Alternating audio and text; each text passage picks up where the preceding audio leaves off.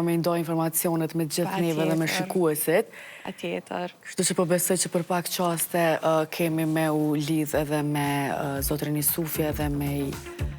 Mirë, atëre zotrin Isufi e kemi edhe po e shojme edhe në ekran. Të shojme për nga dëgjën, s'pari. Mirë mëngjesi.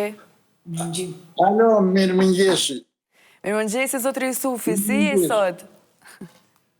Është kënaqësi e madhe të jap një intervistë në emisionin tuaj.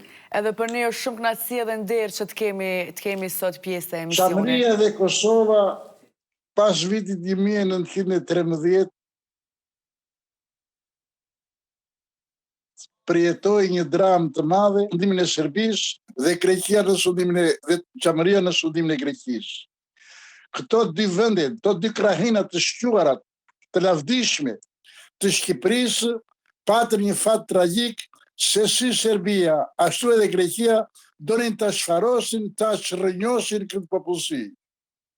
Dhe krimet, masakrat e qarkjeve të nacionaliste serbe dhe greke nuk reshtën, por populli shqiptar i Kosovës dhe i Çamërisë qëndroi dhe jetoi dhe triumfoi mbi serbët, qarkjet nacionaliste serbe dhe greke. Sot unë do të përkujtoj një ngjarje të hidhur, një ngjarje tragjike të Çamërisë. 81 vjet përpara,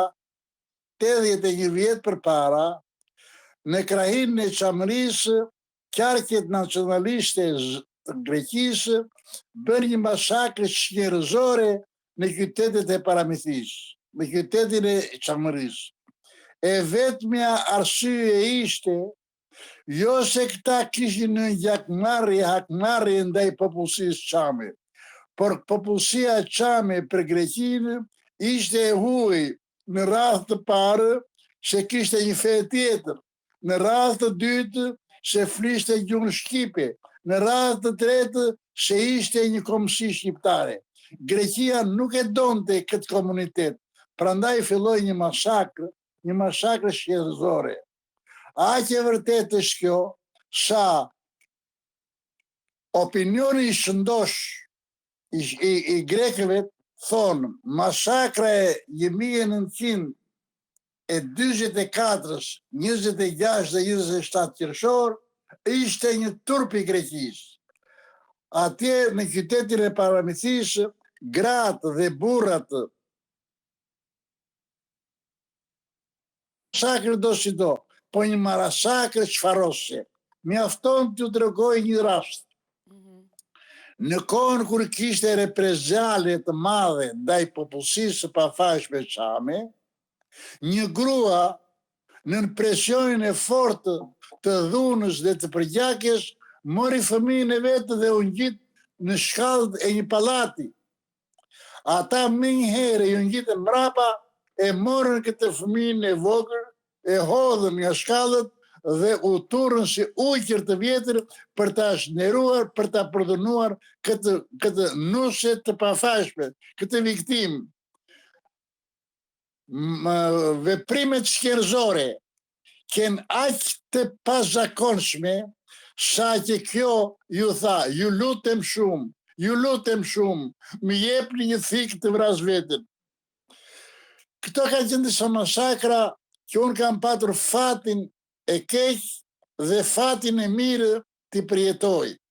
Fatin e keq që i përjetova ato skena të dhimbshme dhe fatin e mirë që sot, në ditën e Çamërisë, t'i përkujtoj dhe të mos i harroj krimet që kanë bërë armiqtë e kombit tonë. Ajo që nuk mundën të realizonin në Paramithi, në 26 dhe 27 qershor 1924, grekët e bënë në 5 mars 1925. Në qytetin e Filatit, bandat greke u turrën si të tërbuar ndaj gjahut të tyre, vetëm për të shpërnjosur. Çamëria ka faqe të lavdishme të historisë, por ka edhe ngjarje të dhimbshme, ka edhe ngjarje tragjike. Neve nuk duhet t'i harrojmë të ngjarje tragjike. se në qoftë se harrojmë ngjarjet e shëmtuara, krimet që na kanë bërë qarqet nacionaliste greke dhe serbe, neve humim identitetin tonë. Ne nuk kemi një popull hakmarrës, përkundrazi, ne jemi një popull paqësor, por as grekët, as serbët nuk na kanë kuptuar.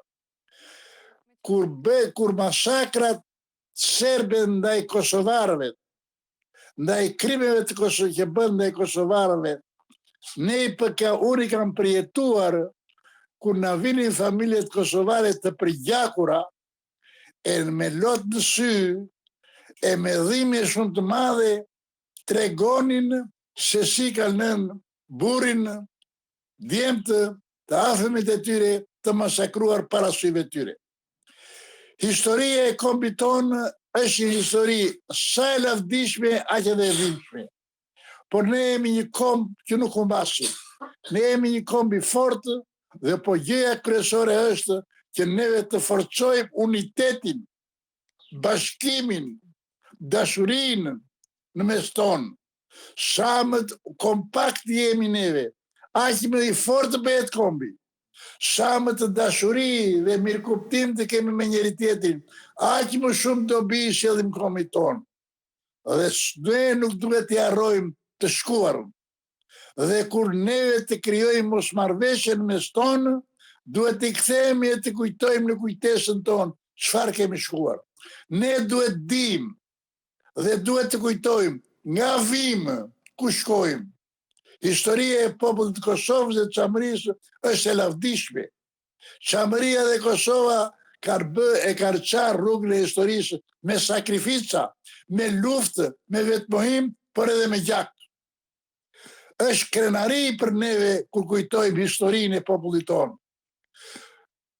Dhe sa më shumë ta njohim historinë e popullit tonë, sa më shumë ta përjetojmë e ta futim në shpirt atë, aq më të fortë, aq një njerëz me dinjitet bëhemi. Por këtë mos ta mbajmë për vete brezjon. Këtë duhet t'ja transmetoj dhe fëmijëve tanë. Sot për shembull, që është data 27 qershor, është një ndenjë e çamëve që vetëm ta përkujtojnë këtë dramë, por t'ja tregojnë dhe pasardhësve të tyre, pinjollëve të tyre, se çfarë kanë mësuar. Po ju tregoj një gjë. Kur çamërit u shpërngulën me presion të madh nga frika e masakrave, neve, unë atëherë isha 12-13 vjeç. Neve hesnim pa ditur se ku shkonim. Shtëpi, shtreh ishte qielli. Dyshek e dysheme ishte toka. Neve hesnim pa ditur se ku shkonim me 2 leska në krah. Kur na zinte nata, nuk na zinte dita. Kur na lagte shiu tër natën, ne në mëngjes çoheshim me ato leska të lagura dhe menim rrugën. Menim një rrugë kundër dëshirës tonë.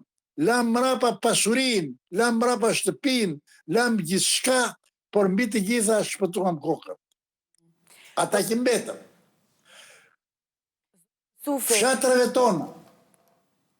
Fshatrave tona, grekët ju vunë zjarrin.